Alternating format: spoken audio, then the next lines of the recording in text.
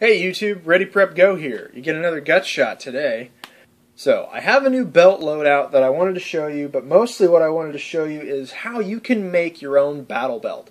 It's not exactly like the battle belts that you see, that people get the wide nylon ones, but this is a great way that you can make your own very affordably and still have it be high quality. So first off, I'll show you just what the new things that I've added and some things that I've taken away. In my Minuteman loadout series, I talked about my first line, which was my belt, and initially I had an extra pack of pistol ammunition kind of on my butt area, I believe. I removed that the extra pistol ammo and left it with just these 2 magazines, but I got 16-round magazines now instead of the 10-round magazines.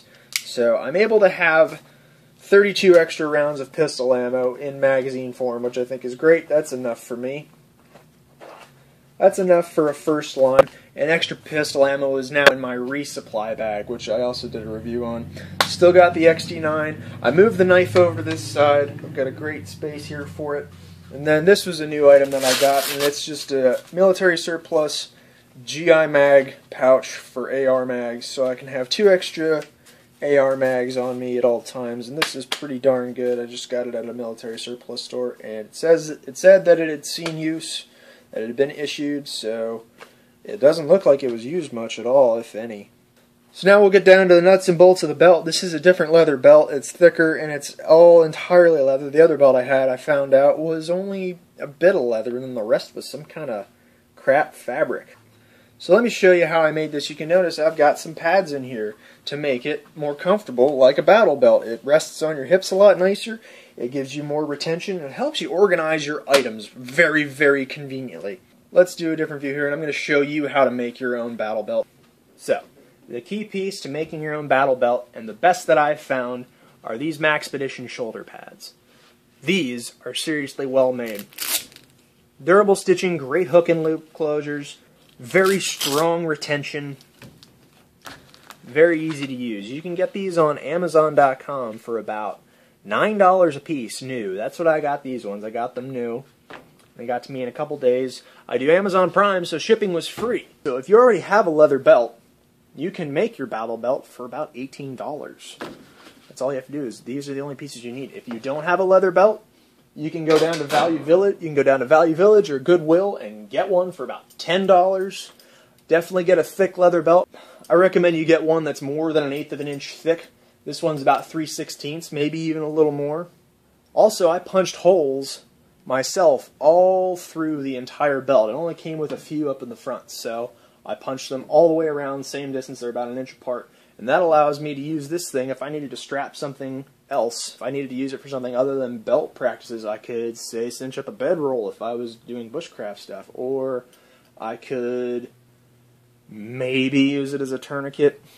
I don't recommend the belt tourniquet. I mean, it's last minute, you have nothing else, great. Might save your life. With these 3 pieces, this is all you need for your battle belt, and it's really great. All you have to do is assemble it. Now, the assembly for this is incredibly complicated, so I need you to pay attention to this part, because if you miss a step, you have to start entirely over. So, first, take your belt, the end that doesn't have the buckle.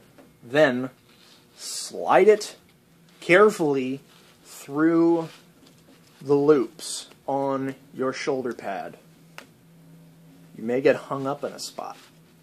Just be patient. Pull your belt through to a point where you're satisfied and that you have enough room to slide on, wait for it, the second one. Slide through.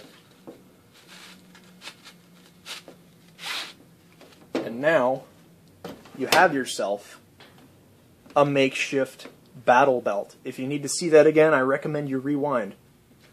And this is it. This is how simple it is. The padding isn't necessarily as thick as a standard battle belt. These are the 2-inch Maxpedition shoulder pads. They also make, I think, a 1-inch or a 1.5, which, you know, it's great, but I definitely recommend the 2-inch. You get a lot more surface area and a lot more support.